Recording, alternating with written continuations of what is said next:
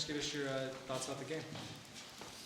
Yeah, first half obviously was a bit of they got on that big that big run, and then I was just really proud of our guys' response both in that first half, and then we certainly carried into the the second half. I thought that blitz we went on there, I don't know what the final numbers were on that run we went on, but that was certainly the big takeaway. Just proud of our guys for kind of coming together at halftime and just saying we were going to go find a way to win it. What led to that fight that you saw from the guys after getting down and they're down 32-22 and then reel off that 39-6 run? Yeah, I mean, every game has a life of its own. This game, there was foul troubles. I was trying to find a group. I think we eventually found a group that was good. And I think that sparked it. I thought Mihailo coming in at the 5 really opened the game up on both ends. Honestly, his size defensively, then I thought, his slip rolls against their switching really helped kind of open the game up. And then, the starting group in that second half really, propelled us to that big run.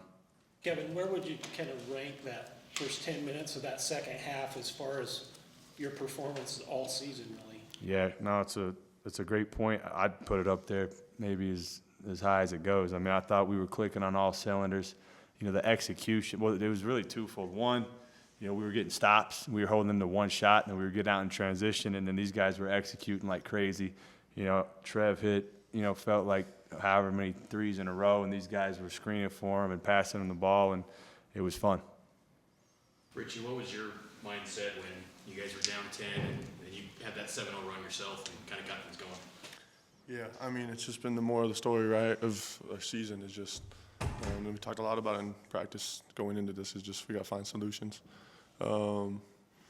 It's nothing's coming easy, right? Like we gotta keep going, and that's kind of what it was. Of just we gotta find some sort of a way, either on both ends, to just claw back into the game. Jaeger, you were quite the facilitator out there. Made some pretty nifty passes. How would you describe your performance tonight? I mean, it just coming from practices, Richie say, and along the season, we talk about helping each other and playing for the guy next to you.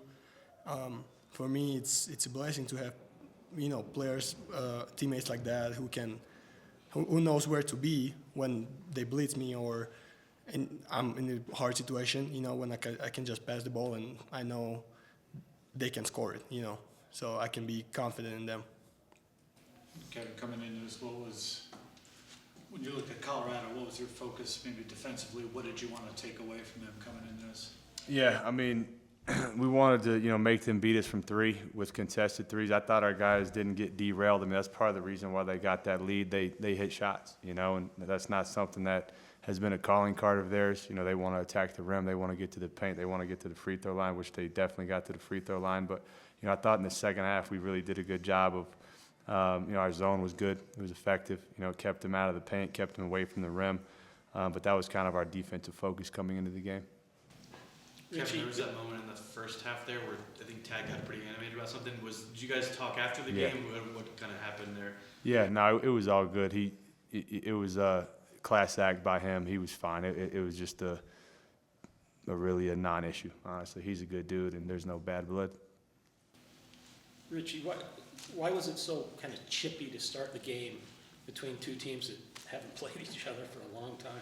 I mean, both teams have kind of been in similar situations this season with coming up short in some games. They've had a lot of close games too, and I think when you get to that point, it starts to either mean so much of just trying to figure it out again, or kind of just give up. And I think both teams are just trying to turn this season right. Igor, take us through that pass you had between the legs that Richie then buried the three.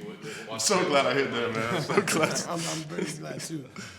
Yeah, I mean, as I already said, it's just, knowing that there's somebody behind me waiting for the pass, which I guess sometimes it's also hard to wait for my pass. And that's where we're trying to figure it out and find this chemistry between each other, right? And yeah, we just enjoy the game. Was this what you envisioned this offense could look like? When you began this season, did it finally kind of come to fruition a little bit tonight? Yeah, no, I think yes is the ultimate answer. I think part of it is just we're all learning along the way, you know, led by me. You know, I say it all the time. I mean, you know, the game is so different than what I'm coming from for most of my career, so I've had to adjust. You know, I thought tonight, you know, I thought Jaeger actually set the tone. We've been on him about attacking the rim more.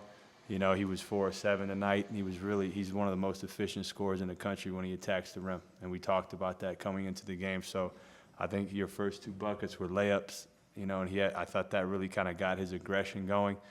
But yeah, I think that spurt that we had where, you know, we were running off of our defense, our offense was well spaced, and it obviously looks better when you make shots. You know, we just haven't shot the ball at a clip that I know we're capable of yet. And so when we do, you know, we're pretty, you know, we can put up 45 points in a half like we did tonight. There's a lot of BYU blue in the crowd today. How much does that support help you guys out? Igor saw you quite literally high-five everybody in the stadium. But how much does that support being in a season like this? I mean, Richie knows it because he's lived it. You know, me and Jaeger are going through it for the first time. So it's, you know, it's pretty unique. You know, it's pretty, honestly remarkable. Anywhere we go, there's BYU blue. And so we got fans all across the country. And like I said, it's probably old news to Richie, but, you know, for me and Jaeger to look up there and see that much blue, it's, you know, kind of feels like you got allies with you on the road, which is fun. Coach, was there anything specific you said in the locker room at halftime to spark that run?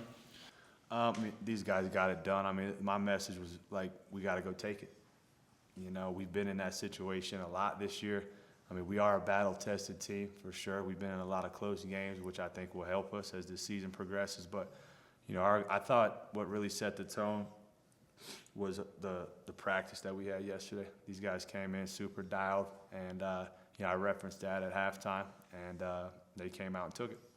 Kevin, Last question. Yeah, just how kind of rewarding is it just now to get the road win off, you know, get that now on the resume and then move forward, not to worry about that? Yeah, no, it was big, you know, and I've said this to you guys before, and I get that there's obviously differences on the road, but, you know, I think what you have to do is just focus even harder. You know, we focused on the game plan very well tonight, and, you know, that's something that we can certainly bottle up and take with us, you know, when we get back on the road after this. Okay, thank you guys. Thanks, guys.